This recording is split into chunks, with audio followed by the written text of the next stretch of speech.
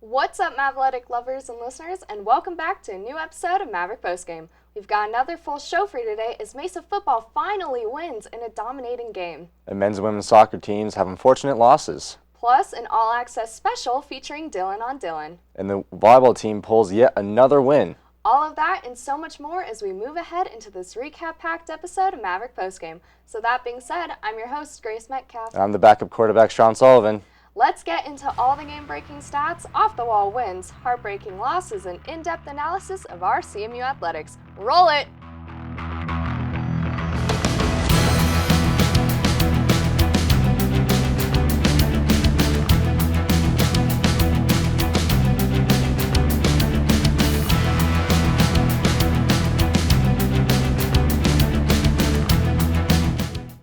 Hello everyone, once again I'm Sean Sullivan. And I am Grace Metcalf. Let's hop right in and take a look at all the Mavtastic action that took this week here at CMU. Starting with a new segment, Maverick Postgame All Access, where we give you all the game day action and sideline energy. This All Access features a Dylan on Dylan special.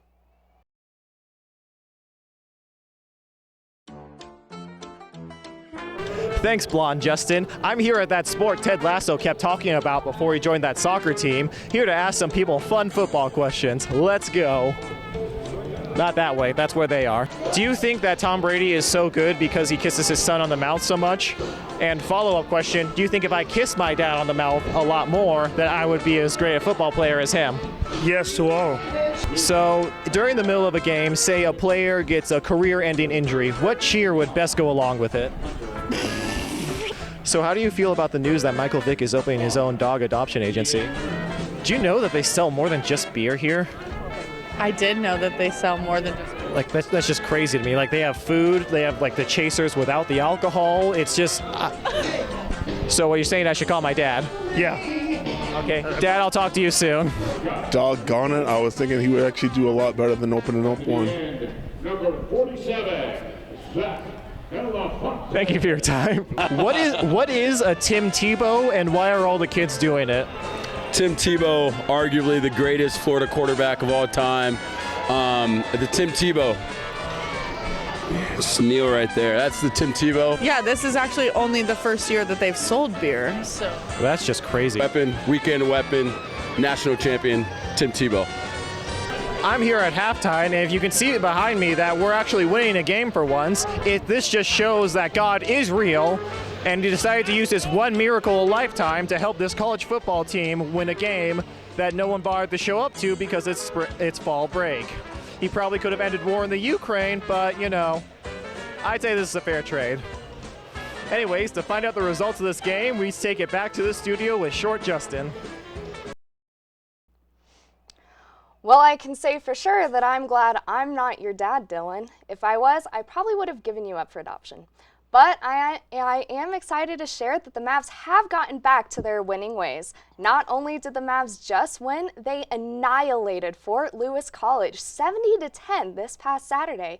It was the first time since 2017 that the Mavericks have scored 70 points when they did so against New Mexico Highlands in a 77-14 win.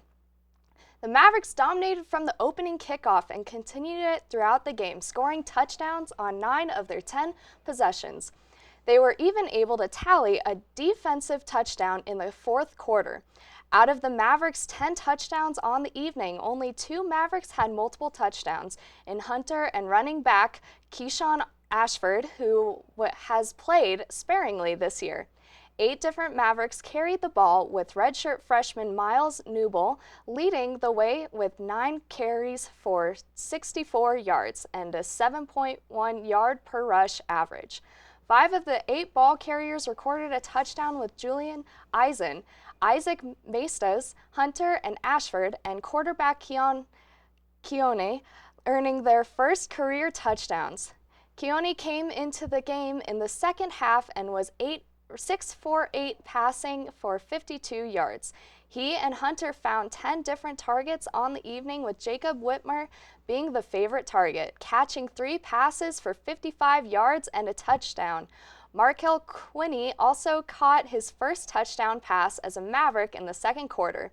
A ton of credit goes to the Maverick offensive line, who paved the way all evening and didn't allow a sack for the second time this season.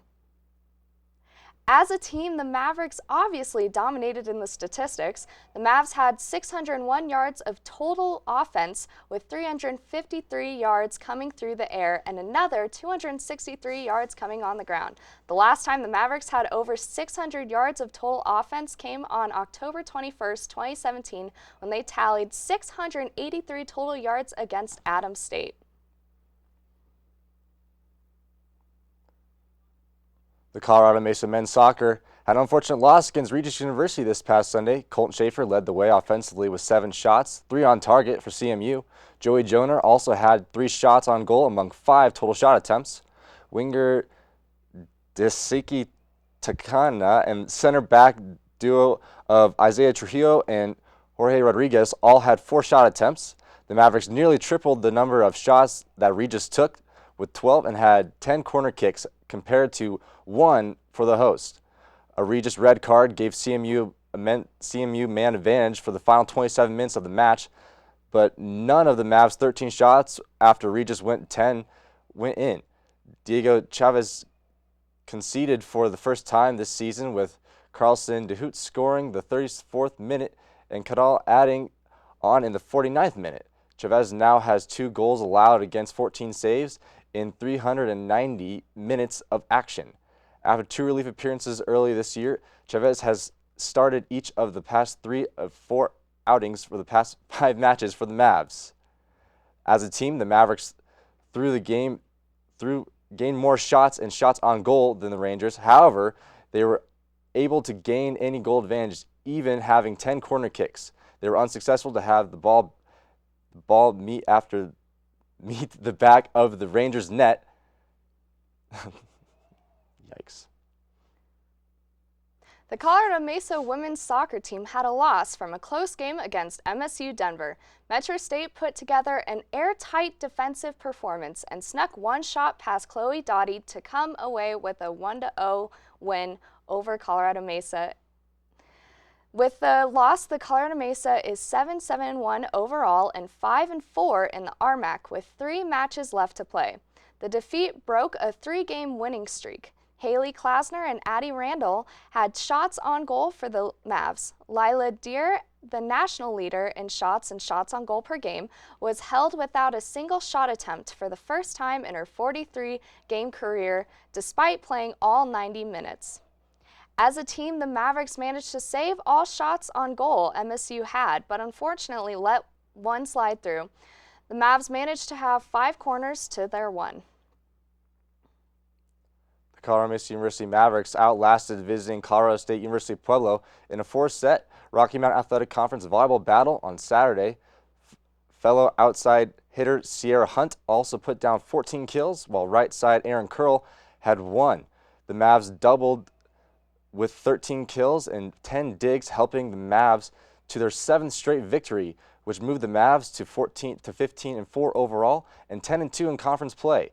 With the 26-24, 15-25, and 25-20 and 25-22 win, the nation's 20th ranked Mavericks moved to 3rd place tie with number 23 Colorado School of Mines in the conference standings. CSU Pueblo receiving votes in the latest AVCA Division II Top 25 Coaches Poll slipped a match behind, both at 9-3 in the loop.